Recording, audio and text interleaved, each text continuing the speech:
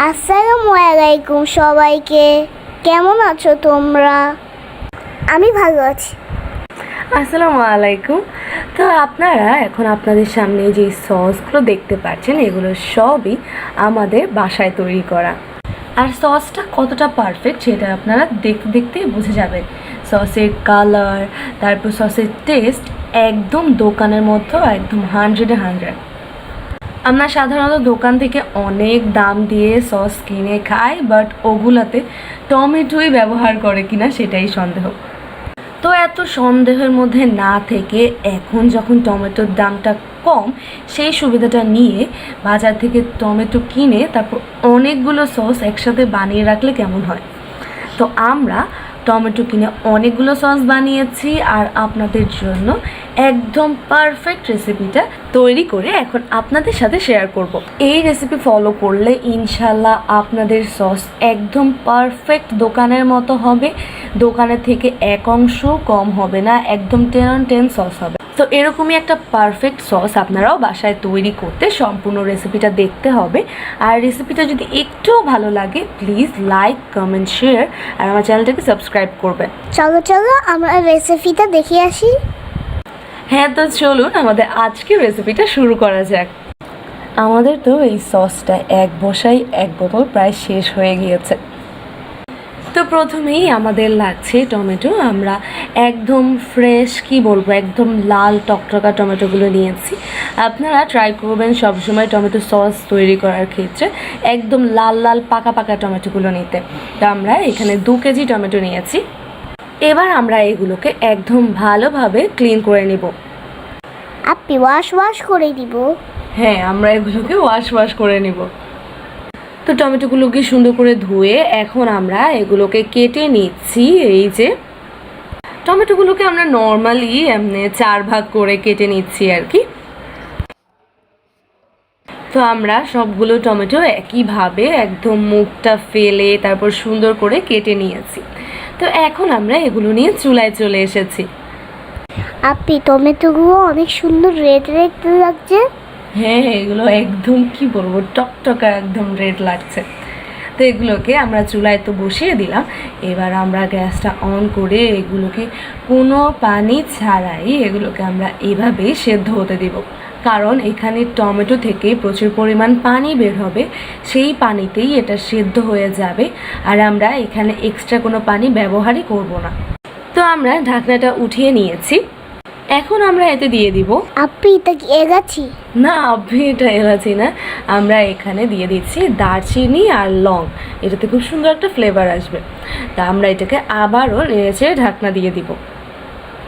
আপনি এখানে পানি আসছে কোথা থেকে? এখানে কোথাও থেকে পানি আসেনি বেবি। এখানে এটা আমাদের টমেটোর পানি বেরিয়ে এই পানির মধ্যেই আমাদের এই টমেটোটা সেদ্ধ হচ্ছে। ও, তো আমরা এটাকে নেড়ে চেড়ে একদম ভালোভাবে এটাকে সেদ্ধ করে নিব। আপনি সেদ্ধ হয়ে কি সস হয়ে গেছে? না, আপনি এটা সেদ্ধ হওয়ার পর এটা আমাদেরকে আবার রান্না করতে হবে। তো এই যে আমাদের টমেটোটা সেদ্ধ হয়ে গিয়েছে, আমরা এটাকে আরও কিছুক্ষণ পর নামিয়ে নিব।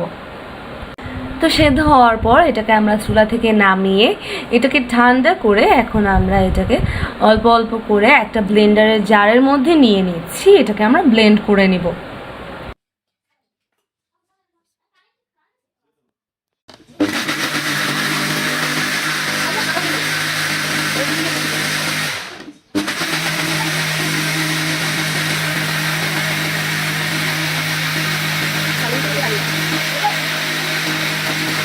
তো আমরা এটাকে ব্লেন্ডারের জার থেকে ডিরেক্ট নামিয়ে একটা স্ট্রেনারের মধ্যে ভালোভাবে স্ট্রেন করে নিব, যাতে এটা একদম স্মুথ একটা টমেটোর পিউরি বের হয়, যাতে কোনো লাম্পস না থাকে।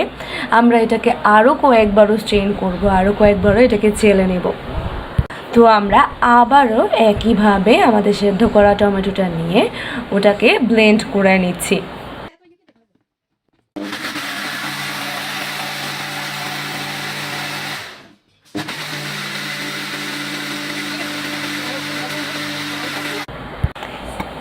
আমরা আবারও ব্লেন্ড করে নিব।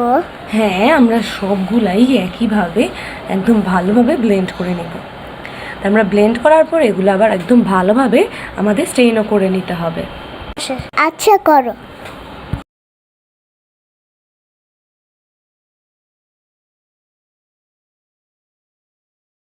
তো স্ট্রেনার দিয়ে সবগুলোকে একদম ভালোভাবে স্ট্রেন করে এটাকে আরও ভালোভাবে একদম যাতে কোনো দানা দানা অংশ না থাকে, একদম স্মুথ একটা আমাদের পিউরিটা আসে, তার জন্য আমরা এটাকে আবারও একদম ভালোভাবে এরকম একটা পাতলা কাপড় দিয়ে ছেলে নেব।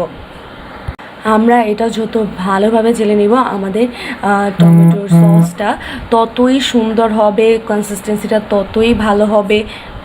তো পাতলা কাপড়টাতে ভালোভাবে এটাকে ছেলে নিয়ে এখন আমরা এখানে একদম কি বলবো, একদম ঘন ছিদ্রওয়ালা একটা চালনি নিয়ে এটার মধ্যে এখন আমরা লাস্ট বারের মতো এটাকে একদম ভালোভাবে ছেলে নিব।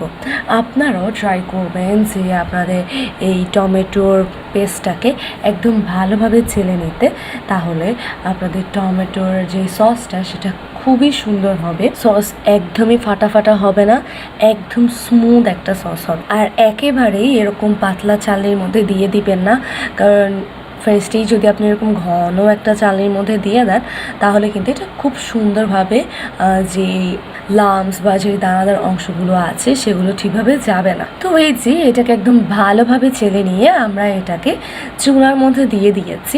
আর আপনারা দেখতেই পারছেন যে এটা এখন এই কনসিস্টেন্সিটা কতটা সুন্দর লাগছে।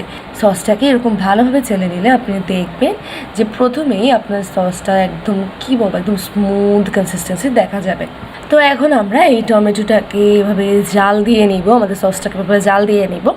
তো প্রথমেই আমরা এতে অ্যাড করব কাশ্মীরি লাল মরিচ। তো আমরা এরকম 1 চামচ ব্যবহার করছি।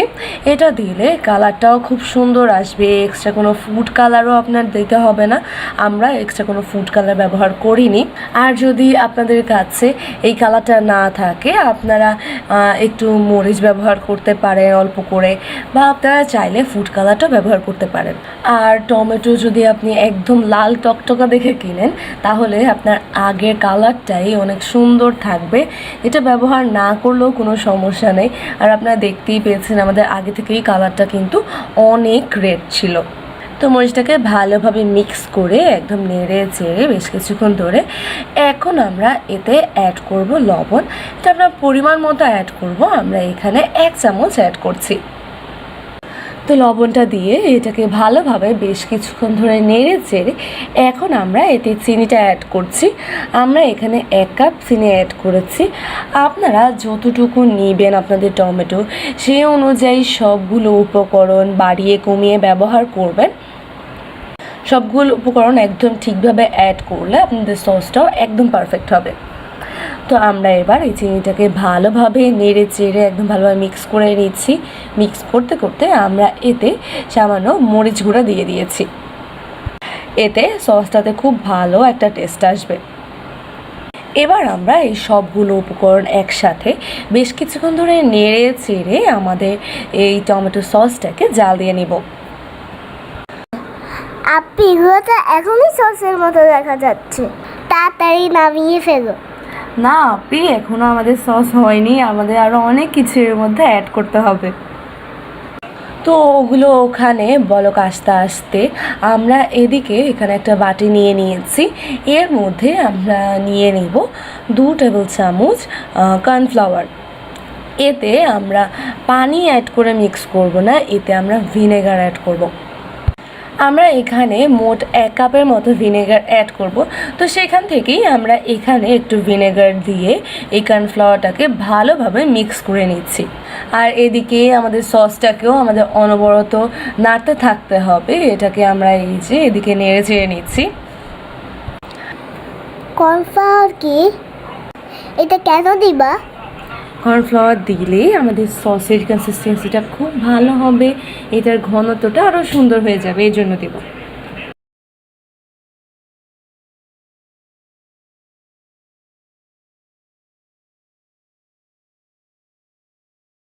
আমরা এতে এখন অ্যাড করছি 1 চামচ বিট লবণ।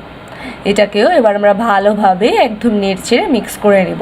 আপনারা এটা না অ্যাড করতে চাইলেও কোনো সমস্যা নেই, কিন্তু এটা অ্যাড করলে খুব সুন্দর একটা টেস্ট আসবে। আর এই সসটার যখন একদম ভালোভাবে বলক আসা শুরু হবে তখন এটা এরকম উপরের দিকে উঠে আসবে, ছিটকানো শুরু করবে। তো তখন আমাদের একটু সাবধানে নাড়াচাড়া করতে হবে যাতে গায়ে এসে না পড়ে। তো এই পর্যায়ে এখন আমরা এতে অ্যাড করব 1/2 কাপ ভিনেগার।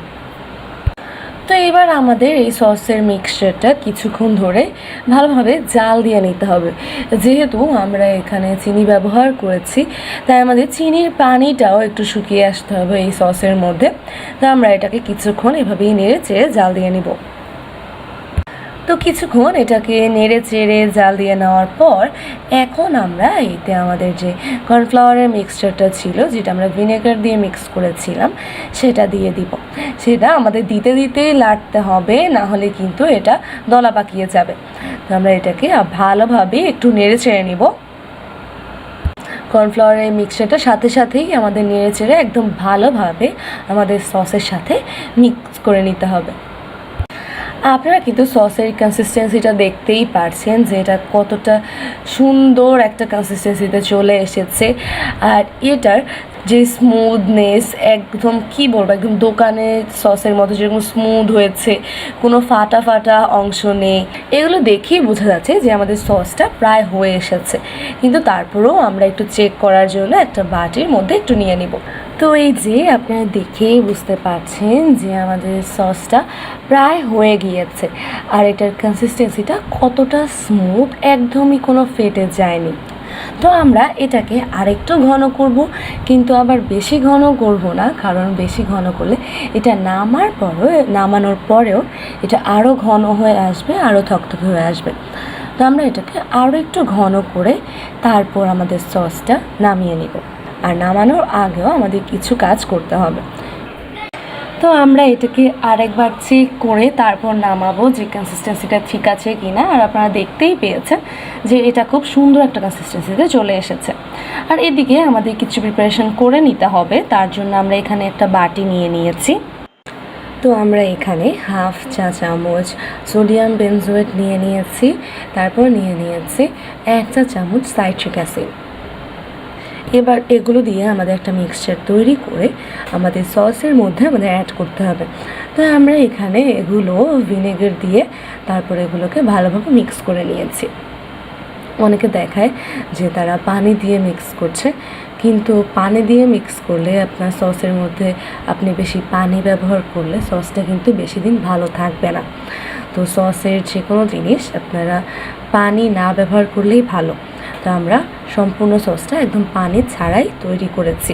তো এই মিক্সচারটা আমাদের সসের মধ্যে দিয়ে ভালোভাবে মিক্স করে নিতে হবে। আর সাথে সাথে একদম নেড়ে চেড়ে নিতে হবে যাতে কোনো দলা পাকিয়ে না যায়। এটা দিতে দিতেই নাড়তে থাকতে হবে। আপনি এগুলো কেন দিছো? এগুলো ব্যবহার করেছি যাতে তুমি এই সসটা অনেক দিন ধরে খেতে পারো। আপনারা যদি এগুলো ব্যবহার করতে না চান তাহলে নর্মালি আপনারা এই সসটা রুম টেম্পারেচারে 3 থেকে 4 মাস এগুলো একদম ভালো থাকবে। তারপর যদি তুমি ফ্রিজে নর্মাল টেম্পারে রেখে দেন সেক্ষেত্রে 6-7 মাস অনায়াসে ভালো থাকবে। আর যদি তার থেকে বেশি সময় নিয়ে এগুলো খেতে চান তাহলে আপনারা এগুলো অ্যাড করতে হবে, তাহলে আমরা 1 বছরের বেশিও এই সসটা একদম ফ্রেশ খেতে পারবেন, এগুলো নষ্ট হবে না। আর এই জিনিসটা আমরা আমাদের চুলাটা অফ করে তারপর দিব। এটা দেওয়ার পর কিছুক্ষণ সসটাকে আরেকটু নেড়ে চেড়ে আর একটু এটাকে জাল দিয়ে আমরা এটাকে নামিয়ে নিব। তো আপনারা দেখতেই পারছেন যে দেখেই এই সসটা কতটা পারফেক্ট লাগছে। এটার কালার, কনসিস্টেন্সি, তারপর টেস্টের কথা আর কি বলবো, সেটা আপনারা তৈরি করলেই বুঝতে পারবেন। তো আমাদের সসটা তো রেডি। আমরা এটাকে এবার এভাবে নামিয়ে ঠান্ডা করে তারপর এটা আমরা বিভিন্ন বোতলের মধ্যে ঢোকাবো। তো এই যে আমরা এটাকে নামিয়ে ঠান্ডা করে নিয়েছি অলরেডি। এবার আমরা এটাকে আমাদের আগের যে সসের বোতলগুলো আছে সেগুলোর মধ্যে ঢুকিয়ে নেব। তো আপনারাও এটা এভাবেই তৈরি করা ট্রাই করবেন। এই রেসিপি ফলো করে তৈরি করলে ইনশাল্লাহ আপনাদের সসটা একদম পারফেক্ট হবে। আর প্রত্যেকটা উপকরণ খুবই কেয়ারফুলি ব্যবহার করবেন। প্রত্যেকটা উপকরণ আমি যেভাবে ব্যবহার করেছি, আপনি যে পরিমাণে টমেটো নিয়েছেন সেই অনুযায়ী বাড়িয়ে বা কমিয়ে ঠিক করে ব্যবহার করবেন। তো এই যে আমরা এটা বোতলে বোতলে ঢুকিয়ে নিয়েছি, আর আমাদের সসটা একদম একদম রেডি। এবার আপনারা এটা বাজার থেকে এনে কম্পেয়ার করে দেখতে পারেন যে সসটা একদম দোকানের মতো হয়েছে। এই সসটা এতটাই মজা হয়েছে যে এই সসটা খাওয়ার জন্যই দেখবেন সবাই চিপস, ফ্রেঞ্চ ফ্রাই এগুলো তৈরি করবে। তো আশা করি আমার আজকের এই ভিডিওটা আপনার কাছে ভালো লেগেছে। একটুও যদি ভালো লেগে থাকে ভিডিওটা লাইক দিবেন, আর আমাকে অবশ্যই অবশ্যই কমেন্ট করে জানাবেন। মিহিরিমা, সস কেমন হয়েছে বলো তো? দেখছো না আমি চিপস দিয়ে খাচ্ছি, অনেক মজা হয়েছে। হ্যাঁ, তো আমরা সবাই চিপস নিয়ে একদম এই সসের উপর হামলা। আর এই চিপসটাও আমরা বাসায় তৈরি করেছি, এটারও রেসিপি আমরা শীঘ্রই শেয়ার করব। এখানে তো সস নিয়ে যুদ্ধই লেগে গিয়েছে। আর রেসিপি ফলো করে তৈরি করে থাকলে সেটা তো জানাতে ভুলবেন না যে আপনাদেরটা কেমন হয়েছে। আশা করি একদম পারফেক্টই হবে। তো এরকম আর নতুন নতুন রেসিপি নিয়ে আসবো, নতুন নতুন ভিডিও নিয়ে আসবো। সে পর্যন্ত ভালো থাকবেন, সুস্থ থাকবেন, আমার সাথে থাকবেন। আসসালামু আলাইকুম।